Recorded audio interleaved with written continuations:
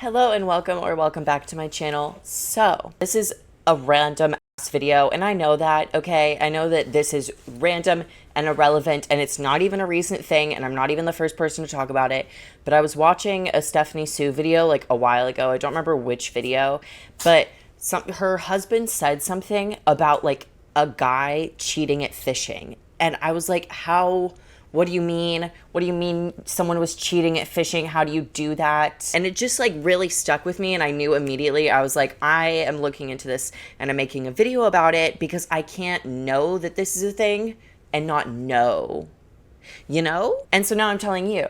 And look at my outfit. I am really fucking dressed to fucking impress as I tell you guys about this and as I eat these frozen grapes. And as we hear a word from today's sponsor, our besties, Scentbird.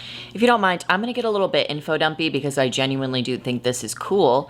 But basically, we all have our own unique scent. And not like a scent we put on, like our body, because of our hormones and oils, pheromones, all that stuff. We all have our own individual scent. And I'm not saying that we all smell bad, although we can. But everyone just has their own biological natural scent, which is really fun to play around with when you get into perfumes and fragrances because the ingredients and notes in those scents can mix with your personal natural scent and it can actually alter the smell of the perfume. For instance, me and my girlfriend can put on the exact same perfume together, but on her the scent usually becomes brighter. She pulls out those more florally, lively notes, and on me that scent is totally different because I usually pull out the deeper, warmer notes. Which is why we look forward to getting my packages from today's sponsor, Scentbird. Every time we know one's coming, it is our fun little treat to see what we got, spray it on like the sample paper and see if it matches the description on it, and then spray it on ourselves and smell ourselves versus each other versus this, paper sample, because it all smells kind of different even though it's the same scent. And since the fragrances are coming from Scentbird, I know that no matter what, I'm probably gonna like it, because if you're not familiar with Scentbird's game, then you may not know that they send you a 30-day supply of fragrances based off of the answers that you give to the questionnaire that they give you to help them basically build your scent and preference profile so that the scents that they send you are tailored to your liking instead of everyone just getting the same few scents. And of course, you can change those preferences anytime, and if you get sent something that you actually don't like at all, you can let Scentbird know so they can adjust what they send you in the future. I truly love Scentbird. The day they stop sponsoring me is the day I just pay for it out of pocket because I like it and I would use it without them sponsoring me. I love the surprise. I love the amount of the fragrance you get, like the 30-day supply. It's so much bigger than any other perfume sample I've ever seen. It comes in cute little travel containers that you can pop open and they're all different colors so you can like swap them out, because I've definitely thought that colors match different scents better, so I've like swapped the containers of different scents. And in my opinion, it's a good way to get into perfume and fragrances because that stuff is expensive, or at least it can be pretty expensive. I'm just gonna use my little Scentbirds forever instead of like buying full perfumes, because full perfumes don't come in cute little carrying cases for a fraction of the price for like, again, a good sample size, But of course, if you get sent a fragrance that you just fall in love with and you're like, oh my God, this is the only thing I wanna use for the rest of my life and I'm actually gonna bathe in it every day, you'd have to buy a lot, but you can buy the full bottles through Scentbird. I'm just too indecisive to do that. I like the little samples. This month, Scentbird gave me Daisy Oh So Fresh by Marc Jacobs, Jardin de Misfa by Un Nuit Nomade, and Vanilla Black Pepper by Boho Boko, which will be replacing my purse Scentbird when that one runs out because the Vanilla Black Pepper is really good. It's probably one of my favorites I've ever gotten. So if you want to start your fragrance journey, your little playtime with it, and you want to try out Scentbird for a little bit of a discount, then you can use my code Graysons55 for 55% off of your first month at Scentbird, making it just over $7. That is Graysons, Graysons 55 for 55% off. Thank you so much to Scentbird, and let's get back into this video. And so, without further ado, today we are going to dive headfirst and fishtail last into the story of how two men landed prison time and lifelong infamy over a fishing competition, making this, I believe, the biggest fishing scandal in fishing competition history. This is the scandal of the Lake Erie Walleye Trail Tournament, also known as Loot 2022. Our story takes place just over a year No, that's how long ago I started that script. Oh my god. Our story takes place in September of 2022, and our main characters are named Jacob Runyon and Chase Kaminsky. Runyon is a 43-year-old from Ohio who, at the time of the scandal, had only been fishing competitively for a few years, whereas Kaminsky, a 36-year-old man from Pennsylvania, was actually pretty well known in the Great Lakes fishing community, specifically fishing circles within the Lute competition circle, I guess. There are only so many lakes, you know, so like a lot of fishing competitions happen at the same places, sometimes at the same time. So if you're like into competitive fishing, you kind of just know a bunch of the competitive fishers. And fun fact, fishing like competitively is a team sport, which I didn't know that. Full transparency, I don't know jack about fishing. Sorry, Dad. All of this info is from what I've gathered online, and the sources will be below. But fishing competitively is a team effort. I bring this up because our duo was in fact a fishing duo, like they were a team together. The pair of men became a pair in 2021, and based on his wording, it does seem like Runyon is the one who brought the idea of this partnership to Chase Kaminsky. Runyon is quoted in an article by Cleve Scene saying, quote, "I wanted to make it to the upper echelons. This stuff is serious, so I've been through a couple partners. It's a very expensive hobby, a very expensive business. I heard Chase was looking for a partner. He had money. He had the best equipment." End quote. Which is certainly telling of Jacob Runyon's apparent character. He had the business mindset, but he needed a way to get to the business. And as he himself put it, he wanted the upper echelons and was clearly okay with getting there through schemes than actual success, which we will soon find out. That's not to say the infamous scandal was just Runyon's idea or that he coerced Kaminsky into being an accomplice. I obviously don't know that, and they obviously haven't said that. And if it was personal speculation, I think it was Chase Kaminsky's idea. But anyway, Runyon and Kaminsky joined forces a few years prior in 2021, and after some time of adjustment at the beginning of the new partnership, they began to win, like, a lot. Almost too much, maybe. Not maybe, definitely, because regulars in the competitive fishing scene became suspicious of the duo, and the 2022 Lute wasn't even their first cheating controversy. Anglers and enthusiasts alike started to become, dare I say, fishy. I'm sorry. About the duo as early as 2021, and at the end of the same year, they were actually caught up in their first but less popular cheating scandal. The men had just won 3 walleye fishing events back to back: the Blaster Walleye Fish Brawl, the Walleye Slam Fishing Derbies, and the 2021 Lute. But this seemingly remarkable performance quickly got the wrong kind of attention. Or at least not the attention the duo were hoping to get, as many scrutinized the team's sweep on the competition, which is what led to the performance in the events to be investigated and for both Chase and Jacob to be subject to a polygraph test. For those unaware, the polygraph is the lie detector machine that annoying YouTubers strap themselves into while that one guy asked them, like, "Do you hate your friends? If you could f any of your friends' girlfriends, who would it be? Are you using your friend for money?" You know, those videos. Now, polygraphs are easy to manipulate and they don't provide like reliably accurate results, which is why courts don't really use them or take them as solid evidence. However, they are more commonly used in competitive spaces and in situations where patrons are acting more on the honor system and competing in good faith, like fishing competitions, or at least you would think. And I guess for the bigger fishing competitions, it's actually standard to have your winner or winners take a polygraph, even if the circumstances weren't questionable, because apparently cheating at fishing is like not common, but it happens way more than you, or at least definitely way more than I would have thought.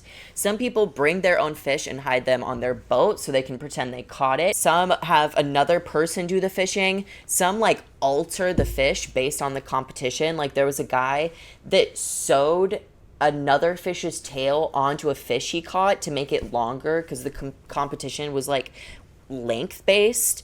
And there was a guy that stole a bass out of an aquarium for a competition. Like, it's that serious for some people, which I kind of get because there's big money in these competitions. Not all of them, obviously, but the bigger ones offer bigger prizes. Seasoned anglers can even become their own form of like influencer. Like, you can be sponsored by Bass Pro Shop and they can give you free equipment. Like, some people have sponsored boats, like whole boats. So anyways, following their winning at these events, the men were subject to different polygraphs. One was given by the host of the Walleye Slam, which both men passed, but one, it was never disclosed which one, failed a separate polygraph for the fall brawl. Personal speculation, it was Runyon, but that is neither here nor there. Regardless of who failed, the failure led to both being disqualified from the fall brawl, taking away $120,000 from their total winnings. Runyon was pretty vocal about his disagreement with the disqualification and said that the boys were lawyering up. But their disqualification was never undone, so I'm not saying they're guilty. I'm just saying what I just said a few seconds ago. But the loss wouldn't keep Jacob and Chase downtrodden for too long, though, because they were basically right back to competing and right back to winning, which is why the side eyes and murmurs from other competitors got loud again just 1 year later after the duo won 3 more competitions back to back.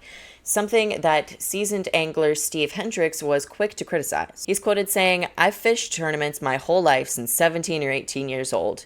No matter how good you are or what you know, nobody wins them all." End quote. And this sentiment was echoed by other experienced fishers in the area's fishing scene, some of which claiming to have never even seen the pair on the water at all. But without evidence, the rumors of the pair cheating were just rumors. People talk and word travels, and the accusations against Runyon and Kaminsky made their way to the ears of Jason Fisher. Perfect last name, by the way. He is the tournament director of the Loot, which, for a reminder, if you forgot, because I only mentioned it like once because it's a long name, is the Lake Erie Walleye Trail competition. According to Fisher, he initially rejected the speculation. He's seen them pass the polygraphs and follow the rules, from like his literal eyes being there, so he couldn't say that the pair had done anything wrong. But the murmurs in the community and the fishiness of the team's fish had built up and reached its climax at the infamous 2022 Loot. Winning this meant that it was Runyon and Kaminsky's 4th win in a row and an almost $30,000 grand prize. Near the end of the tournament, when the teams weigh in and pose with their fish, Jacob and Chase's catch weighed in at an accumulative 33.91 pounds, with their biggest fish weighing in at 7.9 pounds, being the biggest catch of the competition. Well, the heaviest fish. It wasn't the biggest, as the crowd was pretty quick to notice and point out. In fact, it was suspiciously small for its size. In a viral video taken by one of the anglers in the crowd that was attending the weigh-in, you can hear the voices... Are you laughing already? You can hear the voices of competitors casting doubt onto Jacob and Chase's catch, comparing the size and alleged weight of the team's catch to the ones that the crowd had caught themselves, how the fish were visibly smaller, yet weighed almost 5 pounds heavier than the average weight of the day. It would seem the phony fishermen had fished too close to the sun, because their fish didn't even pass the eye test for what they were weighing in at. So with all the talk over the years and the crowd becoming restless and the fish being right in front of his own eyes, Jason Fisher could no longer deny that something was up. Which is why after the weigh-in, Jacob Runyon and Chase Kaminsky were called back in for an inspection of their catches by Jason Fisher. According to Fisher, Runyon was really defensive when he was told about the inspection, and he only agreed after some resistance. On the other hand, Chase Kaminsky just left. Jason called them both back, and Chase just kept walking to his car and locked the doors, leaving Runyon to stand alone in front of a crowd of over 150 fishermen who all watched Jason Fisher inspect the fish. Fisher lays the fish in question out on the ground and, he manhandles the fish, feels it up, and he notices that they're like lumpy and hard, so he cuts one open and out fall some small round weights poorly hidden behind raw fish fillets, leading to one of my favorite quotes of probably just all time, I think. "We got weights in fish." We got weights in fish! There we go! Out of here! We got weights in fish! We got weights and fish! And dude, the way they descend harder! on him. Are you okay, I baby? choked on my grape. Oh my god. So the gag is officially... I need water. So the gag is officially up for Chase Kaminsky and Jacob Runyon, left to stand alone as he is berated, shouted, and cursed at by this pissed-ass crowd of middle-aged dudes. It's truly awesome. Sorry, Runyon. Well, no, I'm not. You suck. But that video is so fucking funny to me, dude. In total, there were 10 weights stuffed into 4 fish, adding 7 pounds to the team's catch, in addition to the walleye fish fillets that they used to disguise the weights. Jason Fisher and the angry crowd boo the team out of the tournament without taking a prize, and Fisher even alleges that as the duo was driving off, they slowed down to flip off the crowd and yell obscenities at them for being mad at them for cheating. One of the anglers called the authorities, who get Runyon and Kaminsky's information, and they ended up being charged with felony cheating, attempted grand theft, possession of criminal tools, and misdemeanor counts of illegally owning wild animals. Breaking those charges down, felony cheating is obviously in the name. According to section 2915.05 of Ohio's revised code, looking at subsection 2 to be specific, to engage in conduct designed to corrupt the outcome of an athletic or sporting event is considered cheating and is a punishable offense to varying degrees depending on the scenario. For Runyon and Kaminsky, it was severe enough to get a felony, a 5th degree felony to be specific, which in terms of like where that lies in like crimes, other 5th degree felonies are things like breaking and entering, aggravated assault, and distribution of drugs. Attempted grand theft is also kind of a self-explanatory charge. Grand theft is the unlawful taking of property with the intent to permanently deprive the owner of their possession. It's a long way to say stealing, but it's like stealing XL, you know? Like, theft is a crime, and it's a crime of the same intent, but what's attempting to be stolen is what determines the charge. So in this case, they consider the prize money that they would have won through cheating as the attempted grand theft. They were attempting to steal the $28,000. Possession of criminal tools is possession of criminal tools. It applies to anything aiding a crime with the intent of using it to commit the crime. So in this case, according to Ohio Revised Code 2923.24, which pertains to possession of criminal tools, the fishing boat used for the competition and the trailer that hauled the boat are considered the criminal tools, and they were seized from Chase Kaminsky by investigators. Finally, the misdemeanor counts for unlawful ownership of wild animals. Different states have different regulation on what animals can and can't be owned by an individual. To own a wild animal as an individual, you need explicit permission and to be in accordance with revised code. In my personal opinion, this charge is dumb because they're referring to the fish they caught in the competition. And like the charge isn't like, I don't think the charge is wrong. Like the word ownership doesn't technically have to imply long-term ownership, just the act of possessing something. But like, they didn't really own the fish or had the intention to steal and keep them, I don't think. I don't know. Wait, actually, what did people do with the fish after the competitions? But if that's part of the competition, it wouldn't have been stealing anyway. Anyway, they took the fish from the state property with intent to commit a crime, and they got that charge. Agree or disagree with it. I'm glad they got charged. I just think the charge is dumb, okay? I want to talk about some real unlawful ownership of wild animals. Give me a few minutes, but I need to go over the pair's court stuff before I can talk about the repeat offender. Comment down below who you think it is. Okay. But anyway, the two men initially pled not guilty to all charges, but they later agreed to a last-minute plea deal, so the illegal outcomes of their crimes are guilty of felony cheating and unlawful ownership of wild animals in exchange for the charges of attempted grand theft and possession of criminal tools being dropped. They both served 10 days in jail following a 1.5 years of probation, which if violated gets them a year in prison, a $2,500 fee each, suspension of both of their fishing licenses for as long as a fishing license can be suspended, which is only 3 years, but like who the fuck is going to renew their fishing licenses? And Kaminsky had to permanently forfeit the boat used in the competition, which was valued at $130,000. Both men publicly apologized, with Jacob Runyon calling it, quote, the most ignorant decision I've ever made in my life, end quote, and Chase Kaminsky calling it a bad situation, and it's something I could say I wish didn't happen. And let's be real, the it's in that sentence isn't the cheating. No. It's getting caught.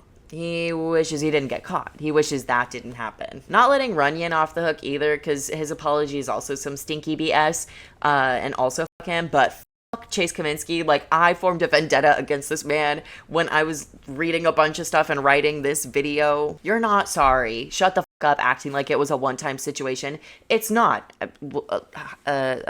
Speculation that it's not. I can't prove that you were cheating before, but I know you were.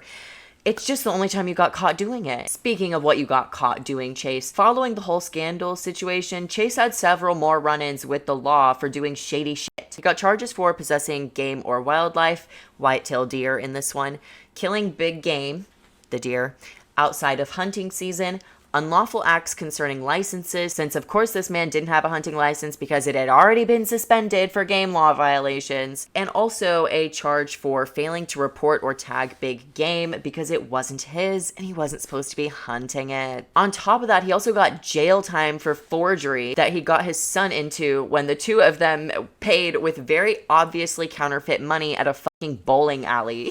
I say very obvious because it was literally movie money, like the money in movies. If you look at it closely, it says for motion pictures purposes, not legal tender.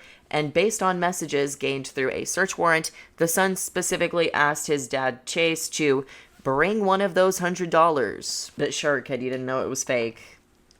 That's what he tried to say. Girl. And just to really round it out, because obviously a man that can't respect wildlife or the simple rules of throwing a hook into water and hoping a fish bites it, also doesn't respect women or probably anyone but himself, but I'm referring to the fact that he was also charged with stalking and harassment after sending a woman harassing text messages, hacking her social media accounts, chasing her car, and following her home and trying to get her to come out of the car. So yeah, that guy. And also Jacob Runyon too. He also had a restraining order put out on him from his at the time girlfriend, and he was charged with domestic violence and unlawful restraint on said girlfriend after he allegedly used force to keep her in his car. So both these dudes, seriously, their cheating scandal was not their first offense, nor was it a mistake they're gonna learn from. These are bad dudes that took advantage of a pretty low risk, could be high reward competition just because they think they're above everyone and everything, apparently. I'm sorry, but you can't be all that if you have to cheat at fishing. Like, that's loser shit. You know, y'all are losers. I don't know where the two of them are, like, right now at this point in time, and I don't really care. Hopefully jail or being laughed out of an establishment. But that was his video, and oh my god, perfect timing on that one. Thank you so much for watching this video. If you liked it, give it a like, comment nice things down below, maybe about my outfit, because guys, I like my outfit, can you tell? And I will see you in the next video, and check out my podcast, and my TikTok, and my second channel, and okay, goodbye! And thank you so much again to Scentbird for sponsoring this video. You can use my code, which will be in the pinned comment and description, to save on Scentbird.